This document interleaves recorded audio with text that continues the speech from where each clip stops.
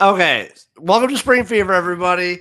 I'm XFL Jim. That's Uncle Rico. We are, of course, brought to you by the wonderful, the absolutely fantastic, the incomparable Royal Retros.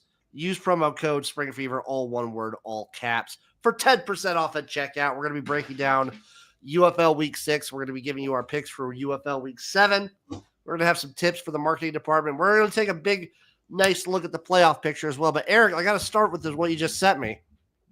FatCon, huh? Seattle.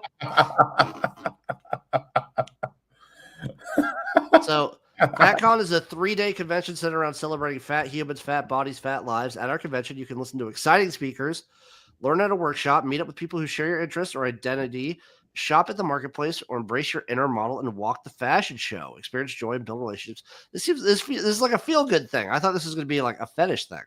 No, it's a feel-good thing, buddy. It's feel-good. How much are tickets, do you think? Probably way too much. Let's see. Tickets. Jesus. Oh my God. Dude, fat people are bringing in the dough. How much? Take a guess. Take a guess for general admission. It's 3 days. It's a 3-day thing. For all 3 days? Yeah. 1,200. No, not nearly that much. 600. Lower. It's 200. 650 for the VIP though. Jesus, dude. What can you go with the VIP? That's what I'm looking at right now. So VIP check-in. It's both. Panda Stream says. There's probably the freaks there too. VIP check-in. Have your badges ready and waiting for you in your hotel room when you check in Thursday afternoon, along with a welcoming letter. That's nice. Okay. AM, PM snack breaks and access to the VIP lounge. Stay fueled and rested to hang out with presenters, keynote speakers, and other VIPs. Priority front row seating for all programming and events. A FatCon t-shirt. I need to get me one of those. A VIP goodie bag with all sorts of stuff provided by our sponsors just for you. Early access to the vendors hall. Shop before the crowds. A discount code to our sister event, which is Fat Quest. Fatty's Quest. What the fuck is this? Jesus. Dude. Okay, Eric, I'm gonna copy this. We're gonna put it in the chat. Do you have access to the chat? Yeah, I do. Okay, I'm gonna put it in the private chat. How can you pronounce this word? Fatless Quest? Fatless Quest, yeah. Fatless Quest. Fatless Quest Northwest. Best. No. Yeah, Fatless Quest. Fatless. Wait, Fatless Quest. Yeah. Is it like a burlesque? I'm gonna look up what that is now. What is that? And then early access to ticket sales for any other FatCon sponsored events. But what is Fatless? What is this? Oh, this is the sex. This is the burlesque. Okay, this is like it's like burlesque but fatlesque. Okay. They're the best sweatshirt contest I've ever seen. Did you see how much parking in the garage is? No, how much? 60.01. Oh, it's a little pricey. A little pricey for the garage. It's a burlesque show. Okay, I kind of want. What's this burlesque show now? I'm in it. I'm down. We'll get you back in on that, but now we're circling back to the UFL. Eric, week 6 in the books. It was another exciting week of UFL action, and I have a takeaway. I don't know if you looked up the TV numbers. Mm-hmm. My take. I don't think it's much of a hot take, but my take is, I think no matter what, the best numbers will always be on ABC. Yeah. Like Fox has been, I'll just flat out say Fox has been pretty disappointing this year, just flat out. But ESPN's been about what I expected. It's nice that the Friday night games have their floor at like 600 to 700,000. That's a nice floor to have. But ABC consistently has like the best number every time. Yeah. So what do you think makes it ABC versus like Fox? Just more people have ABC is more of a prominent station, one of the big three. Fox, even though it's been around for a while, just still isn't looked upon as one of the big three, one of the big four, if that makes sense. I think it's also Joe Tessitore has something to do with that. My boy Joey Tess, call of the games. He brings a level of excitement that I don't know if you fully comprehend, Eric, since you watch everything on YouTube. I don't even know. Before we get into the games, Eric, you want to show off your shirt? Because you're wearing your teamed up for today. A little old school vibes. Old school vibes. What was your UFL patch right here? What's your take on Mark Trestman as a coach? Awful. Yeah, thank you. Awful. Thank you. What would have been your? I was so pumped up. I thought those guys were going to win it that year. I mean, didn't they have Andy Murray as their fucking quarterback? So they had Aaron Murray as their quarterback, who got benched for Quentin Nelson, and who also got benched for Taylor Cornelius in the last couple weeks. So who would have you placed as the starting quarterback? Because I knew going in Aaron Murray was a bad decision because I watched him in the AAF. Ever since leaving Georgia, I liked him at Georgia, and I love him on the sideline. He's a great commentator. Terrible professional football player. One of the worst I've ever seen. I was Quentin Flowers, by the way. I misspoke. It was Quentin Flowers from USF. Remember, from the South Florida. Oh yeah, I remember that fucker. Sorry, dude. I'm look at this word you Googled, you sent me, and I'm just distracted right now. It's a specific burlesque show. They just took the burr out of burlesque. It's just that's what it was. But Eric, we take a look back at week 6. We started with Friday night. The Arlington Renegades fell to the Battlehawks 12-6. The Battlehawks got it done. Max Duggan 2 wins in a row. This game was a slop fest of disgusting proportions. Easily Luis Perez's worst game I've ever seen him play. A lot of people you were talking about during the stream were saying Perez should have been benched. Thoughts? I don't think so. I don't think you don't take a guy who's been starting for you for 3 years now and bench him and expect a level of confidence. You stick with your guy, I think. If you're going to bench him, so my whole take, say Arlington loses again this week, effectively knocking them sort of out of the playoff race or behind the sticks in the playoff race. Say can anyone get eliminated this week? No one is eliminated this week. Someone could get eliminated this coming week. Memphis could get eliminated this week if they lose. No one is out of it yet. No one has clinched it yet. So no one has clinched the playoffs. No one is out of it. I think if the Renegades lose 2 in a row, they might as well start Holton Ahlers for 2 weeks just to see what they have. Right? Oh, yeah, for sure. For sure. This is a situation. The Renegades, were doing the thing. They were playing good. 210 yards to 171.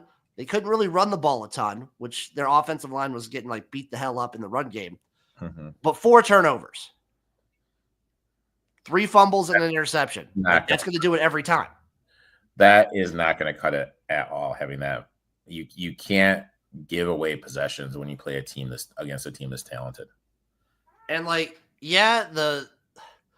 I don't know, man. The Battlehawks, they're shaky, but they keep winning. Their defense is still really good, and they have the most accurate kicker in the league with Rodrigo Blankenship. He's their MVP right now. He's scoring all the points. I mean, when you have that good of a kicker, it's always a plus. But again, you just can't turn over the fucking ball. You can't. You can't. You just can't. I'm sorry. It sucks. Balaj got hurt. He's done for the season. That really sucks for the Renegades. I still think their defense puts them in a good position. I still think obviously everyone's in it. We'll talk the playoffs a little bit here after we do the recap, but Battlehawks keep winning. They're gritty. I mean, Max Duggan, baby. What's his name? Butler gets no targets, no receptions, but just scores touchdowns. It's just absolutely. How many targets do you think he got this week? 2. Hakeem Butler received 6 targets. Oh, shit. Okay. The most on the team. So 6 targets, 1 reception for 30 yards and a touchdown. Okay. So he's being targeted more. All right. So something to keep your eye on in the fantasy game. Game number 2, Saturday. We had the Memphis Showboats versus the Houston Roughnecks. The Roughnecks won this one 21-20, and the Showboats have to be one of the most frustrating teams if you're a fan of them. Mm-hmm. Dude, Blankenship is a cold-blooded gangster. Because Go ahead, sorry. The Showboats, they play, and they're destined to lose close games. It's what they're do. It's what they do. It's what they're gonna do. It's what they always will do. It's frustrating. I was at a Kentucky Derby party, Jim. I did not watch any of this game. I bet you did not.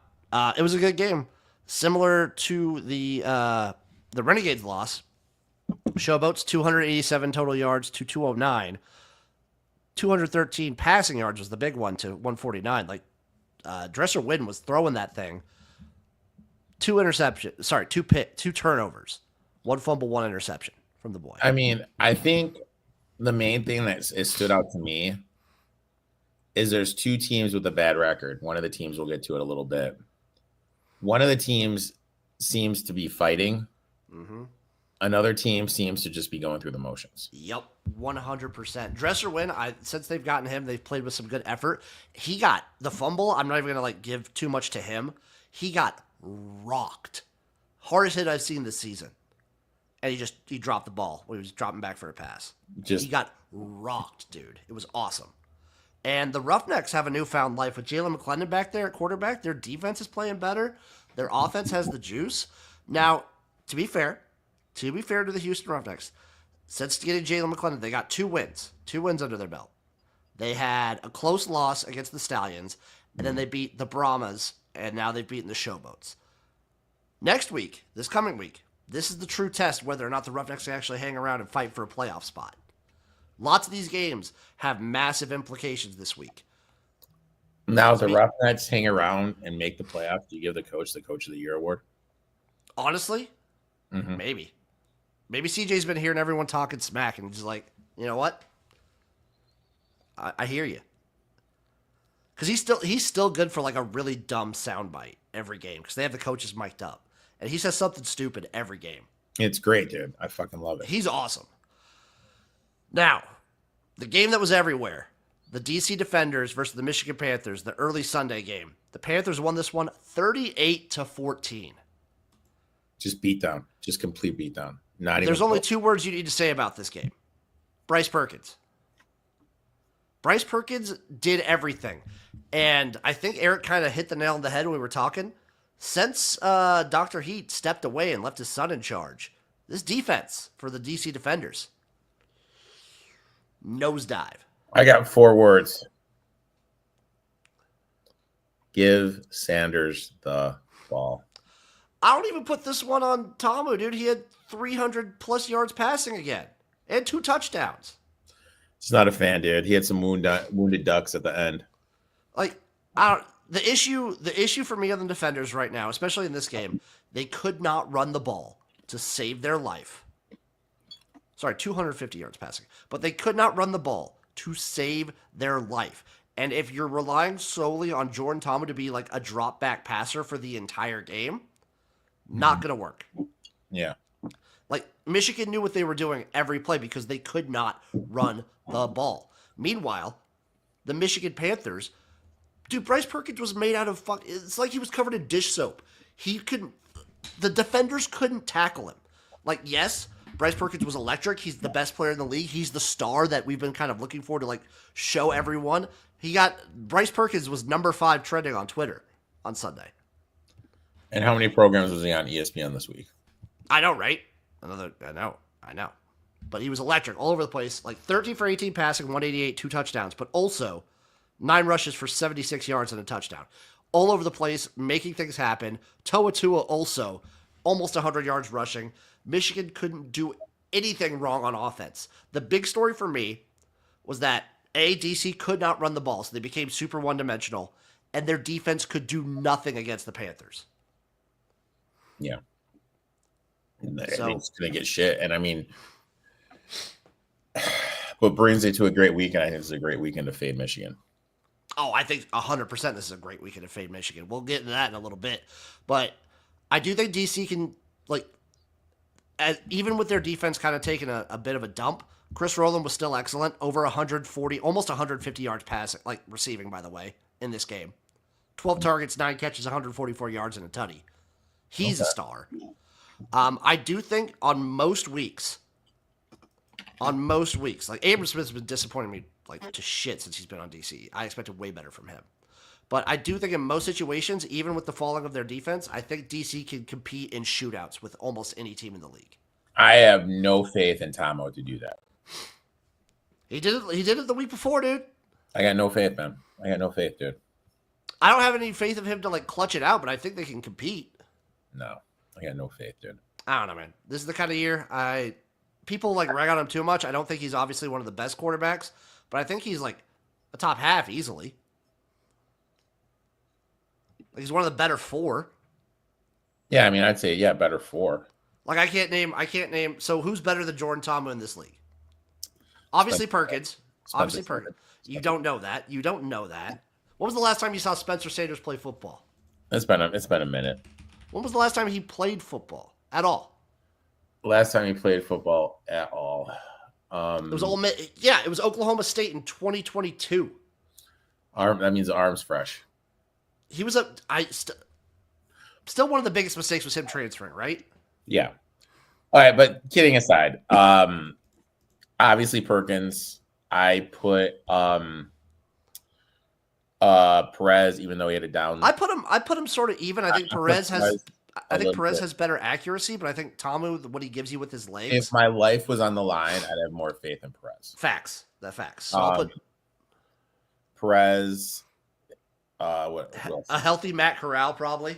Matt Corral. Who's also, he's probably out for like the rest of the season, too. The quarterback situation, we'll talk about that in a second. The quarterback situation. This is something I've never thought I'd fucking say.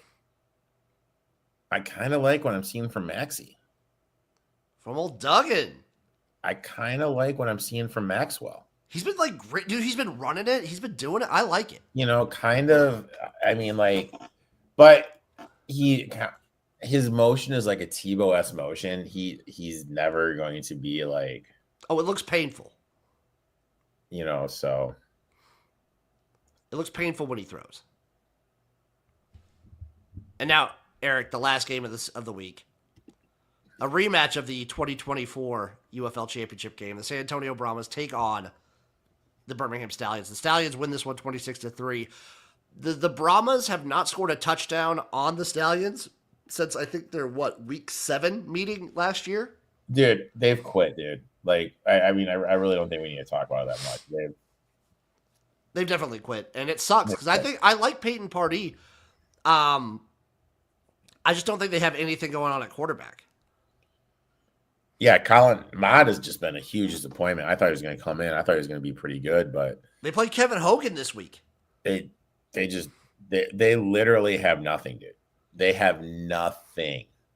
And Case Cook is like in and out of this game. He was banged up. He gets banged up, so he's kind of hurt now. Yeah. The Andrew Peasley also comes in, also gets hurt in this game.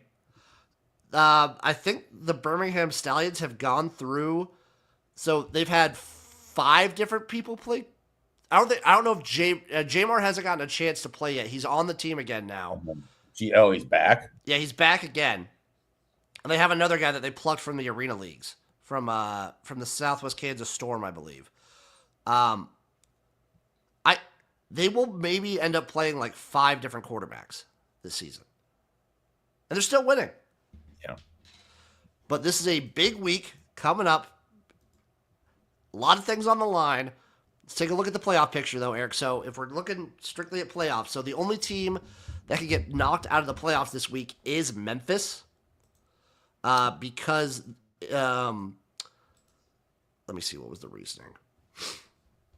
I think it's because they would have, if Memphis loses, because they don't have any tiebreakers, I believe. They don't have any tiebreakers. I think it's if Memphis loses and Birmingham wins.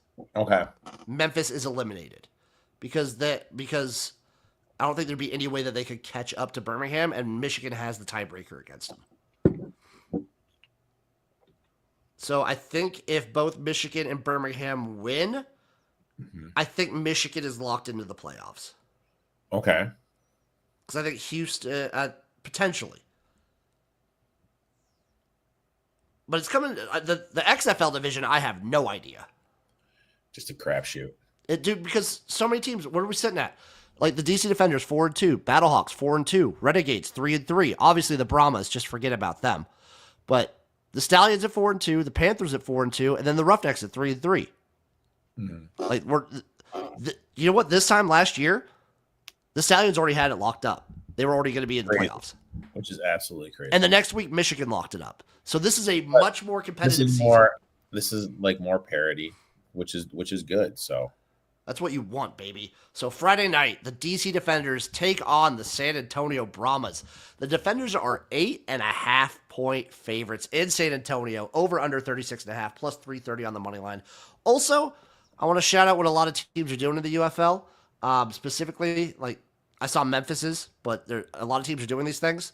Trying to do more promotions to get fans in the stands. So Memphis is doing for their next home game, $2 hot dogs, $2 beers, and kids 12 and under get in free. I mean, I think the $2 beers is huge. Like, I mean, $2 beers, that's huge. That's huge, right? Yeah. I think Renegades are doing something similar. Like kids are free, so kids 12 and under free. Post-game Renegades recess with free ice cream, $2 draft beers until halftime. But I mean, it's just the little things. Like I'm up here, I'm in the northern burbs of Chicago. It's easier for me to go to a Brewers game than it is a Cubs game. Every Sunday, if you're 12 and under, all the kids get free ice cream. Yep. You know what I mean? And it's like you're taking a bath on the ice cream. But when you look at, okay, what else? Like the parents are going to get something, the price of the ticket. And like you're bringing, like, yeah. You're missing on the ice cream, but that's two parents potentially that you're bringing in. Maybe a sibling who's older too. Yeah, it's just you just got to kind of look at like the bottom line about like what you're bringing in and everything like that. So I think that is great. You know, people have been tweeting online about how good Michigan's been doing about getting fans. Every home game, Michigan has gotten more people. They're the only team that's gotten more people for every home game. Like, in fairness, that seems to be correlated a lot when the Pistons lost. Fair. You know, that seems to be a little bit correlated with not having a Piston game and then the Pistons being eliminated. And I will say this, like, that area where Ford Field is, they totally redid it. It's a lot safer than it was in years previous and a lot more bars. So, you know, it's a little bit more like, you know how it is. Like you go to a game, you want to like go to a bar, have a couple of drinks and go to the game, get some food there. And granted, I don't know where these other stadiums are. I don't know like the neighborhood, if you will, of like what's around these stadiums. But I can tell you firsthand for what's in Detroit, there's bars literally within walking distance right there. You remember last year, they were one of the worst. Mm-hmm. It's nice to see. They are the only team that has gone up every week. So like maybe they're doing something with a bar. Like what? Like I don't know. I don't know exactly what Michigan is doing. But it's great, you know, and it definitely. Anytime those numbers get out, it's good because that picture going around with Houston. Oh, Houston was off. So they sold the Houston one. Is like they sold 4,000 tickets. There could have been more than like 600 to 700 people at that game. Mm-hmm. It was terrible. The only other team that like showed up and they've only played one game. We'll see how they do this one. Is the Brahmas? They host DC. The Defenders are 8.5-point favorites, over under 36.5, plus 330 on the money line. The Brahmas, we say they've quit. It sucks, but you're hoping the people show out. I mean, but why would they show out? Because they only get so many home games. I really don't know, man. You know what I mean? Like, it's obvious the team has quit, dude. Like, look, dude, let's. It's and like in terms of betting, like I try to get to an angle of like saying, hey, you know what, Brahmas are gonna have value. Not the Brahmas, like the San Antonio's gonna have value, but I just. In my head of heads, I just can't get there in a scenario where I see them having value, where I see them being the side, where I can like get them across the line. I'm just gonna sit this one out. I'm going to take the over 36.5 points. I'll do it. I think DC exercises some demons here. They go full offense. The Brahmas defense is like abhorrent. It's insane that they went from the best defense. Like, maybe, I guess Wade Phillips, like, his sickness really did more than we thought. And then now that he's gone, even more noticeable. But they have so many of the same players. Like, I don't know, man. To go from first to worst is crazy. Yeah. Yep. So I'm going to go over 36.5. I think Eric's right. 8.5 is such a weird number. If it comes down at all during the game live, I'll probably take DC. But Okay. again, we've seen plenty of times when teams are at their lowest, sometimes they do something crazy. And maybe they get the win. I don't know. I just don't believe in this team. You can kind of tell when a team's quit. Mm-hmm. It feels like the Brahmas have quit. Saturday, May 10th. Michigan, Arlington. Massive game. Michigan Panthers are 3-point favorites. Over under 42.5. Plus 130 on the money line. Perfect. This is the perfect fade. Here. Bounce back spot for Arlington. Everyone's dogging them. People don't believe in Perez. I'm going to take the Renegades here, plus 3. I'm going to take them on the money line. I'm going to do it. I'm going to take the over 42.5 here, too. Okay.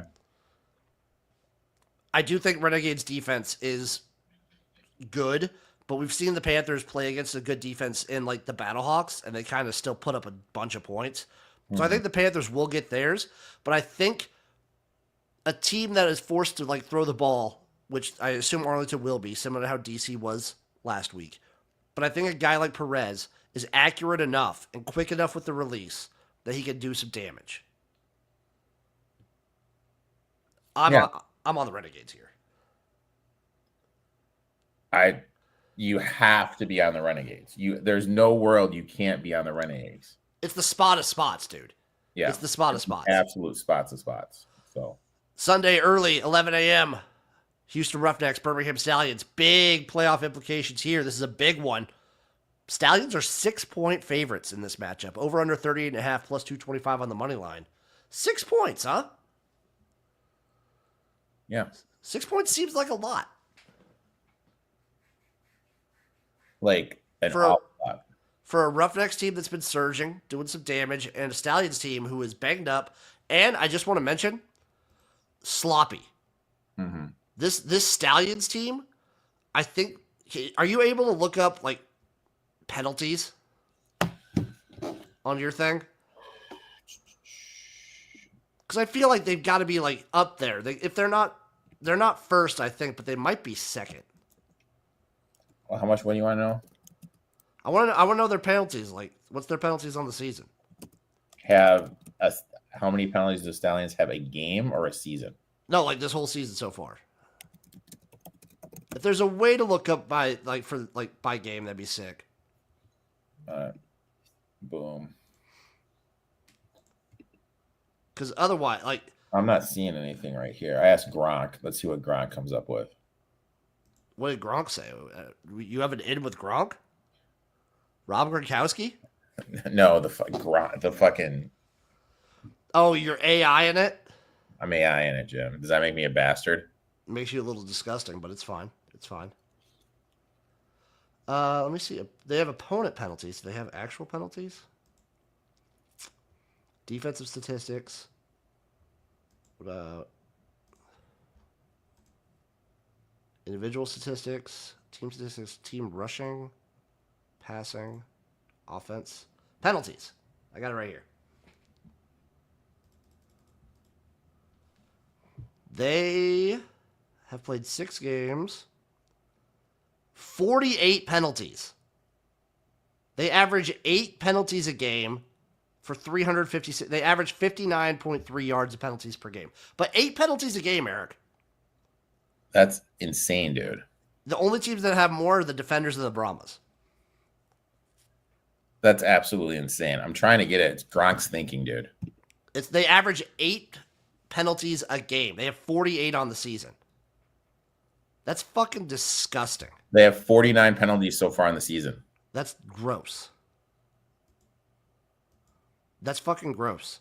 I'm going to take Houston plus the 6, dude. I don't care. Yeah, you kind of have to. I'm not going to take the money line, of course, but I'm going to take it with plus the points. I feel like Birmingham lets them hang around. I have to. And then last but not least, Sunday night. A kind of fun game. St. Louis, the Battlehawks, go to Memphis to the Liberty Bowl to take on the Showboats. The Battlehawks are 4-point favorites here, over under 39, plus 195 on the money line. I think the Showboats are live. Yeah, very live. I definitely want to fade them. Fade, excuse me. The Battlehawks. I'm thinking I might sprinkle a little Memphis money line at plus 195. Big guy's gonna sprinkle a little Memphis money line. I might sprinkle a little Memphis, dude. If I do a little parlay between Memphis and Arlington, plus 578. A little round robin. Little two-teamer. Nice little twoey. Little twoey. Do I do a four-way and just round robin it? All dogs this week? Why not, man? Do it, Jimmy. Do it. Do it, Jimmy. I like it. I might do that. I do like the Showboat tier plus the 4 though. Mm-hmm. I see you. Battlehawks playing good, defense playing good, and then Hakeem Butler's only going to get better throughout the season. Oh, 100%. Like for 1,000%. He's the best receiver in the league. Did you see someone posted on Twitter? He's been in for like 2 weeks now. He already leads the league in receiving touchdowns. That is absurd. That's awesome. That is absolutely absurd. I love it so much, dude. I love it so much. I'm trying to see passing stats. Who do you think leads the league in passing yards? Dude, if you say Tomo, I'm going to be pissed, dude. It's Tomo. I told you. My hot take at the start of the year. I mean, he does have the most attempts. Do you want to know how many passes he's attempted? How many? 213. So he has 1,472 yards with a 50% completion percentage. Okay. He's attempting so much. Like, they're making him pass the ball so many times. Which makes zero sense to me. They just don't have a run game right now. Highest percentage is Bryce Perkins, 72%. Then it's the boy, Luis Perez, 70%. Bryce Perkins, 130 pass attempts. Not bad. Matt Corral, by the way, is 4th in passing yards. Okay. And he's been out for like 3 weeks now. Okay. That's all you need to know. Erik, are you ready to do a fantasy lineup, a DraftKings lineup for the people? I'm pulling it up. Here. Give me a minute. Get it pulled up, baby. Get it up. Erik, get it up right now. Get it up right the fuck now. Right now. Right now. Get it up, Erik. Come on. Come on, dog. I feel like you got to splurge on the quarterback position this week. I don't know. All right, here we go. Like, Tom is going up against San Antonio.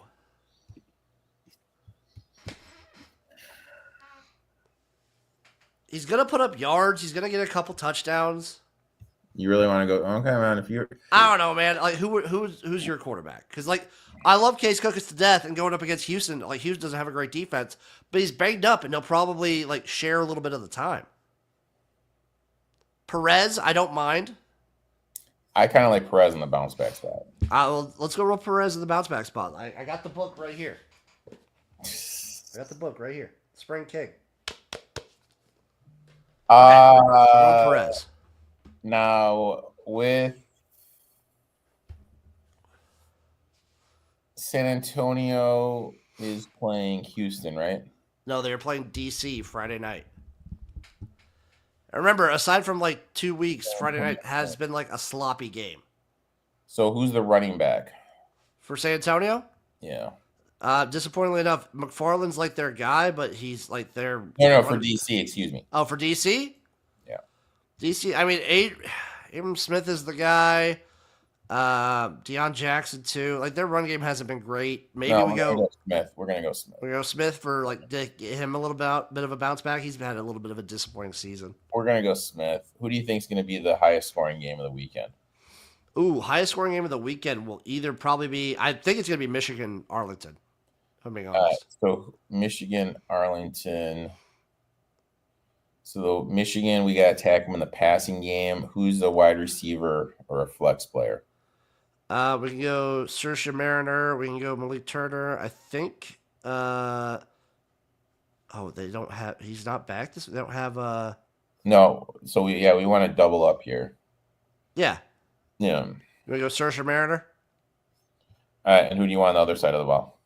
Let's go Renegades. Let's see. I mean, Sal Cannella is the obvious choice, but I think I think Tyler Vaughn's. I'm a big Tyler Vaughn stan. All right. Boom. All right. Now. You got 2 flexes in the defense, baby. I kind of feel for the defense. We should just say fucking and go defenders. I was gonna say the exact same thing. They're the second priciest on the board, but we'll have money. We got money. We got 7,100 left per player for our flexes.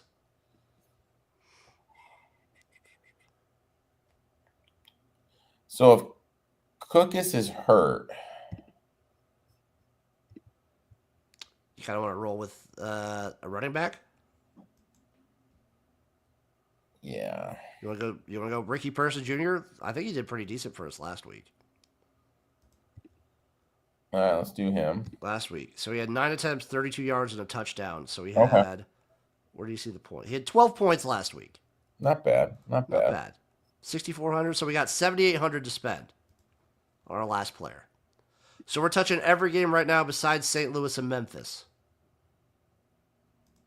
So St. Louis and Memphis.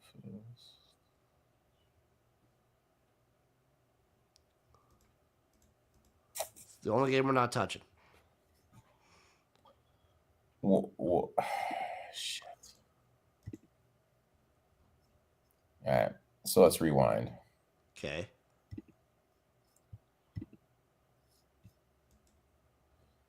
If we put in Butler. Oh, you're thinking Butler. Okay, if we put in Butler, we have 5,900 here.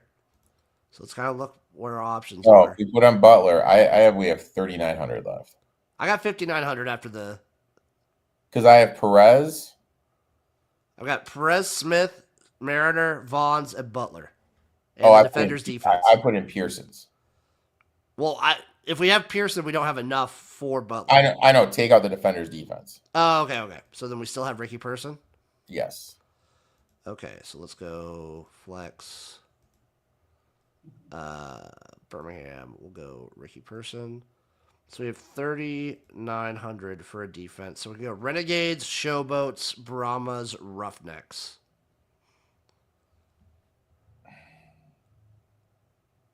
I would be fine taking any of the Showboats, Brahmas, or Roughnecks defenses. Kind of want to lean Roughnecks, if I'm being honest. You want to take the Roughnecks? Let's take the Roughnecks. I like this lineup. Yeah, pretty good. Pretty good. I like this lineup. I'm happy with that. Are you happy with that? I am happy with that. You should be. I'm happy with this week. I'm happy. Eric, are you excited / nervous that we're going to have to start talking CFL soon? I'm excited, buddy. Bring it on, man. I'm ready to roll. Do you know when the first game is? Not counting preseason, because preseason is... Well, actually, do you know when the preseason is? Preseason's going on right now, right? No, it's a week from next Monday. Are you ready for the slog? I mean, I love every second of it. I love it. Don't get me wrong. But are you ready for the slog of the CFL season? Oh, I am so ready for the slog of the... Because if you watch the preseason games, and the preseason games are gross. May 19th. And then you scroll all the way down to the Grey Cup, baby. November 16th. When's the first game? The preseason game is May 19th. No, when's the first game? Oh, June 5th. Oh, God. Literally like a month away. The season goes all the way to fucking November. Yeah. Yeah, baby. Yeah, it does. It's a long-ass season, Jim. It's a long season. Yeah, I just got tired just even thinking about that fucking Like we watch college football, and college football goes on fairly long, but that's only August to... That's August to what? February? Like January? February now. And that almost feels too long. Yeah. But, like, especially with 9 teams, it's long. It's a long season. I'm here for it, though. I'm ready. Eric, thank you for coming on. Thank you for spring fevering with me. Thank you for getting hot and sweaty talking UFL. Only 4 weeks to go, 7, 8, 9, 10, and then we're in the postseason, baby. Yep. Look for me in St. Louis, people, for the championship game. I will be there. Jim will be there in full fledge. So. I will be there. Shout out Row Retros one more time. Promo code Spring Fever, all one word, all caps for 10% off. They're a great place. Get their merch. They got it all. They got a partnership with AF1. Get some sick Nashville Cats gear. It's awesome. I recommend them highly. Go check out that man at ETOF21 Sports. Check me out at XFL Gym. I got the Week 7 preview from UFL Gym coming out this week as well. Love you guys. We'll see you next week for another episode of Spring Fever. Bye-bye.